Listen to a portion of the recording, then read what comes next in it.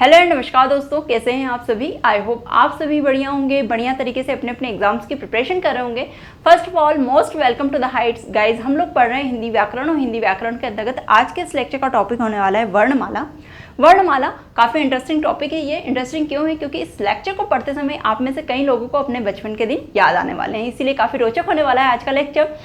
Without any further delay lecture को start करेंगे। यदि इसके इंपॉर्टेंस की बात की जाए तो ये काफ़ी इंपॉर्टेंट है। हिंदी व्याकरण में वर्णमाला इस टॉपिक से कई बार एग्जाम में क्वेश्चन पूछे गए हैं, इसीलिए लेक्चर को ध्यान से सुनना है, नोट डाउन भी करते चलना है ताकि आपके नोट्स भी प्रिपेयर हो जाए, जो कि रिवीजन में काफ़ी हेल्पफुल रहेंगे आप लोगों के लिए। तो अब बिना किसी देरी के लेक्चर को स्टार्ट करेंगे। सबसे पहले डिस्कस करते हैं वर्णमाला क्या है।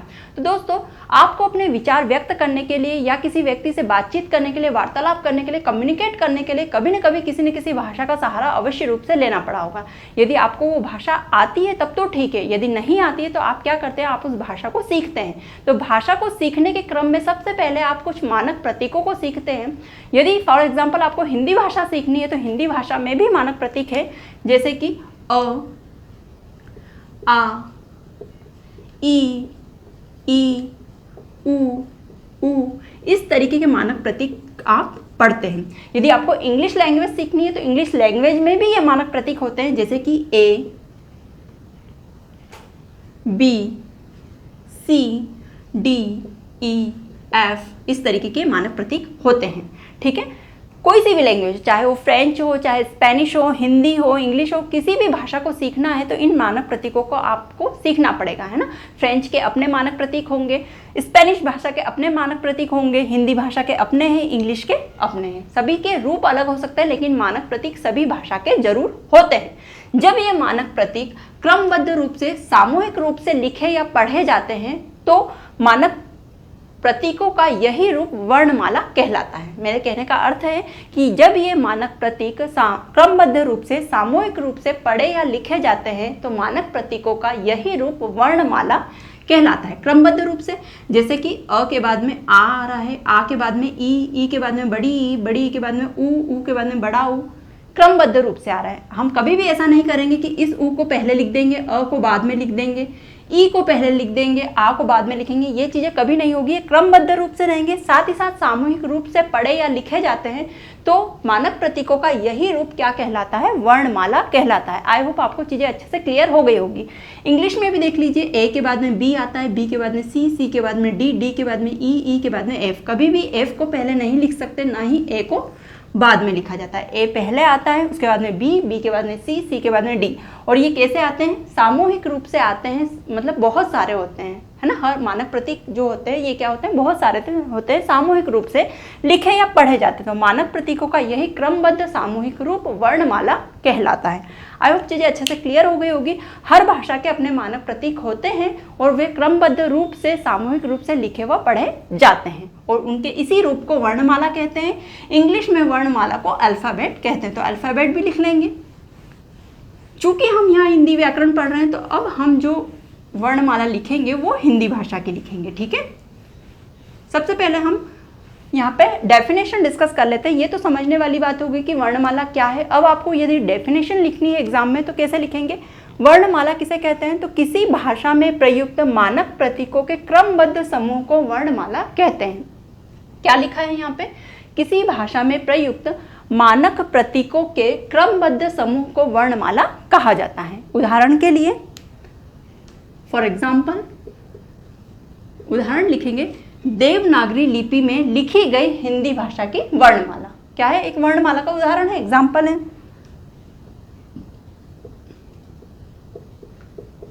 देवनागरी लिपि में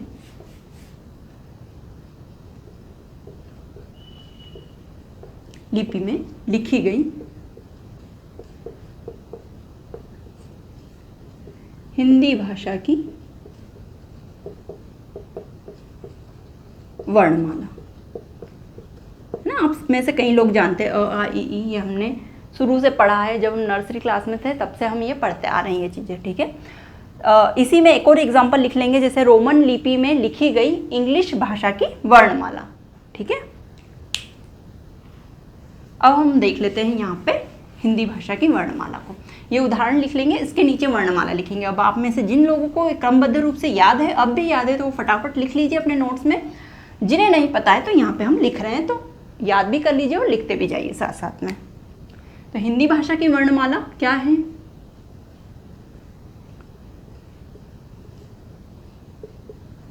हिंदी भाषा की वर्णमाला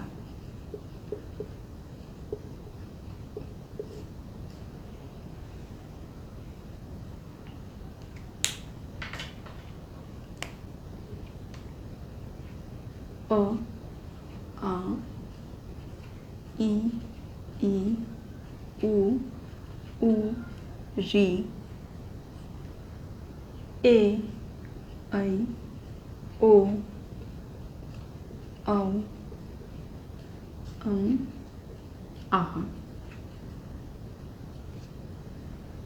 क, ख, ग, घ, अंग, च, छ, ज, झ, इय, ट, ठ, ड, ढ, ण, त, थ, द, ध, न, प, फ, ब, भ, म, य, र, ल, व, श, श, स, ह, अक्ष, त्र और य। ठीक है, ये वर्णमाला आना बहुत जरूरी है, इसकी क्रमबद्धता भी बहुत जरूरी है।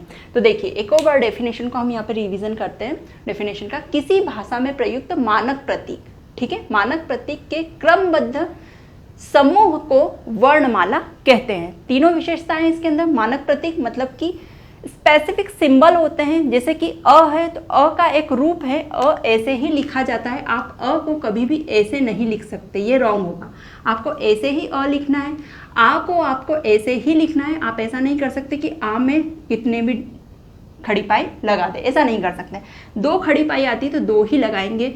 ई का रूप ये है तो ऐसे ही लिखेंगे, बड़ी ई का रूप ये है तो ऐसे ही लिखेंगे। मतलब मानक प्रतीक है, स्पेसिफिक सिंबल है ना। इंग्लिश में भी देख लीजिए, जैसे कि ए है तो ए को ऐसा ही लिखा जाता है, बी है तो बी को इसी तरीके से लिखा जाता है। कभी भी ए को ऐसे नहीं लिखा जाता, ना ही बी को इस तरीके से लिख सकते हैं, ये रॉन्ग होंगे। ठीक है, ये ही मानक प्रतीक होंगे।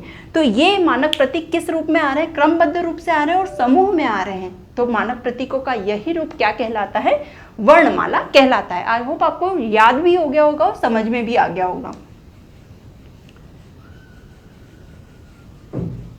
ठीक है, तो लिख लीजिए पूरी वर्णमाला। अब हम चलते हैं वर्णमाला के भेदों की ओर कि वर्णमाला के कितने भेद हैं। तो दोस्तों जनरली सामान्यतः तो वर्णमाला के दो भेद होते हैं। ठीक है,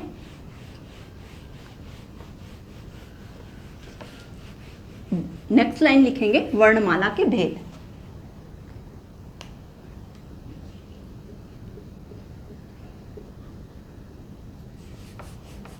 यहां पे वर्णमाला,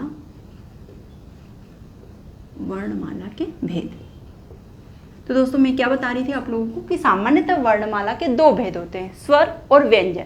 लेकिन यदि समय और उच्चारण के आधार पर देखा जाए तो वर्णमाला के तीन भेद होते हैं, है ना। यदि सामान्यतः पूछा जाए कि सामान्यतः वर्णमाला के कितने भेद हैं, तो दो भेद हैं, स्वर और व्यंजन। लेकिन यदि समय और उच्चारण के आधार पर देखा जाए तो वर्णमाला के तीन रूप होते हैं। कौन कौन से तीन रूप होते हैं?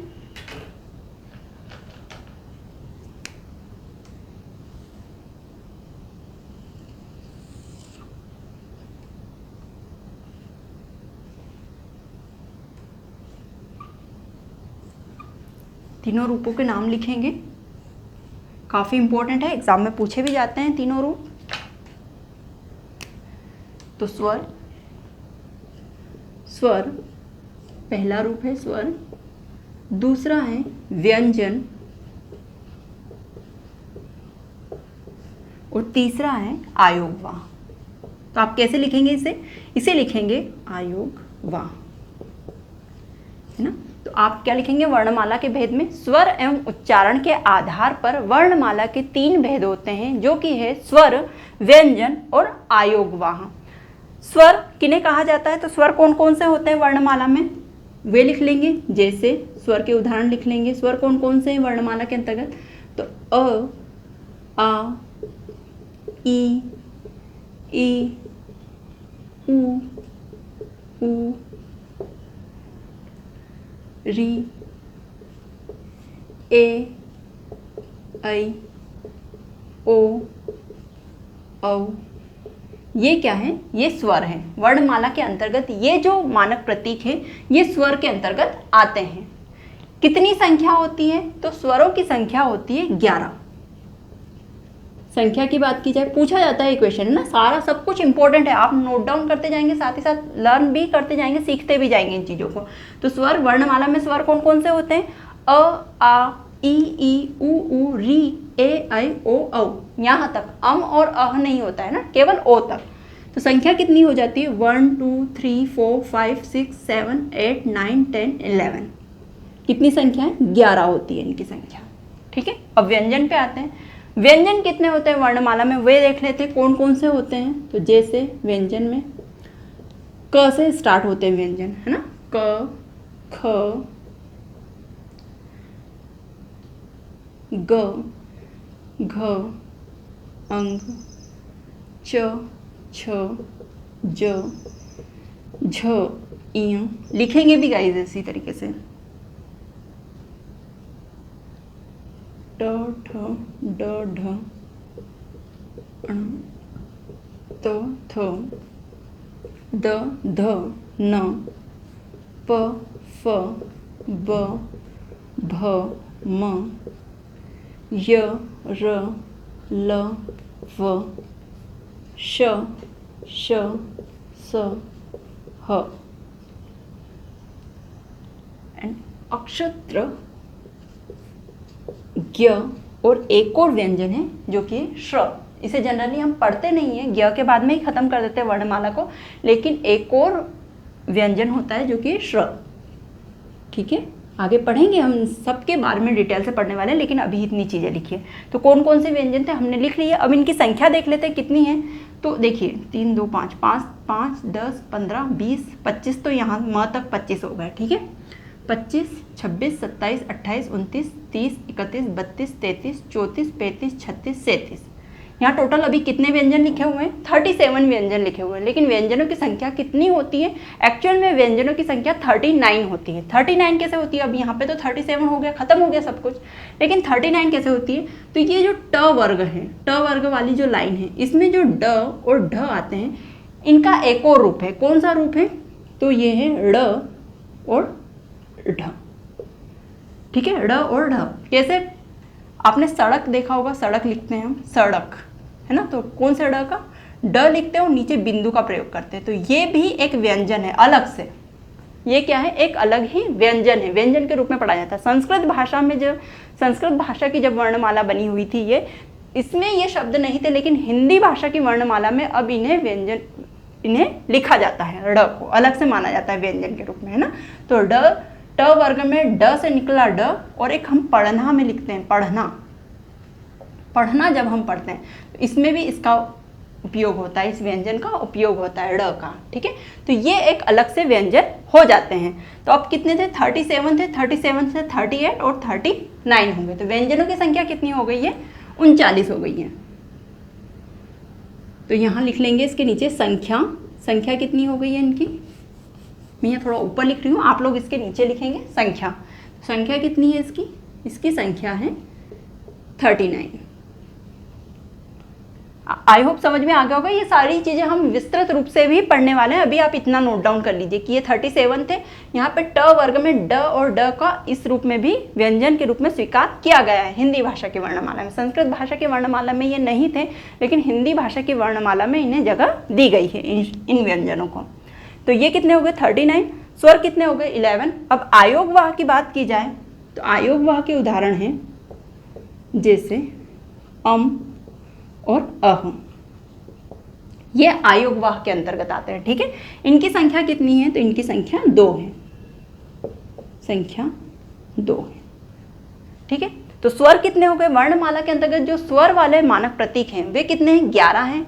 व्यंजन वाले मानक प्रतीकों की संख्या 39 39 है, और आयोगवाहकी 2 हैं। टोटल मिला के कितने हो जाते हैं ये, तो 11, 39 और 2 कितने हो जाएंगे, 39, 40, 41 हो जाएंगे, 41 और 11 कितने हो जाएंगे, 52 हो जाएंगे। तो वर्णमाला में वर्ण, ये जो मानक प्रतीक है इनकी संख्या कितनी है, अर्थात वर्णों की संख्या कितनी है, तो 52 है। ये कई बार क्वेश्चन पूछा गया है, तो आप याद रखेंगे इसे। मैंने आप लोगों को फॉर एग्जाम्पल अच्छे से समझा दिया है कि 52 कैसे है इनकी संख्या, ठीक है। तो टोटल वर्ण कितने हैं, 52। जैसे इंग्लिश का सभी को याद रहता है कि इंग्लिश के अल्फ़ाबेट में कितने लेटर्स होते हैं, 26 लेटर होते हैं। उसी तरह के हिंदी की वर्णमाला में कितने वर्ण होते हैं, तो वर्णों की संख्या टोटल होती है 52। 11 स्वर होते हैं, व्यंजनों की संख्या 39 होती है और आयोगवाह की संख्या 2 होती है। तो इन सभी को मिला के कितने वर्ण हो जाते हैं वर्णमाला में, हिंदी भाषा की वर्णमाला में 52 वर्ण हो जाते हैं। ये संख्या पूछी जाती है एग्जाम में, कई बार क्वेश्चन आया है, हिंदी भाषा में मूलतः कितने वर्ण पाए जाते हैं, तो मूलतः कितने वर्ण पाए जाते हैं, 52 वर्ण पाए जाते हैं। आई होप अच्छे से समझ में आया होगा आपको वर्णमाला वाला ये चैप्टर। अब आगे इसे कंटिन्यू करेंगे तो हम देखेंगे कि स्वर क्या है, स्वर कितने प्रकार के होते हैं, व्यंजनों के बारे में चर्चा करेंगे, इनके प्रकारों के बारे में चर्चा करेंगे, साथ ही साथ हम आयोगवाह के बारे में भी पढ़ने वाले हैं। मतलब सीधा कहने का अर्थ ये है कि इनकी डेफिनेशन पढ़ेंगे, इनके प्रकारों को विस्तृत रूप से पढ़ने वाले हैं, जहाँ से क्वेश्चन निश्चित रूप से एग्जाम में पूछे जाते हैं। काफ़ी इंटरेस्टिंग होने वाले हैं हिंदी व्याकरण के सारे ही लेक्चर। तो इसी तरीके के लेक्चर पूरा कंप्लीट आप देखेंगे और नोट डाउन भी करते चलेंगे। अब मिलते हैं नेक्स्ट लेक्चर में, तब तक के लिए thank you so much and bye bye.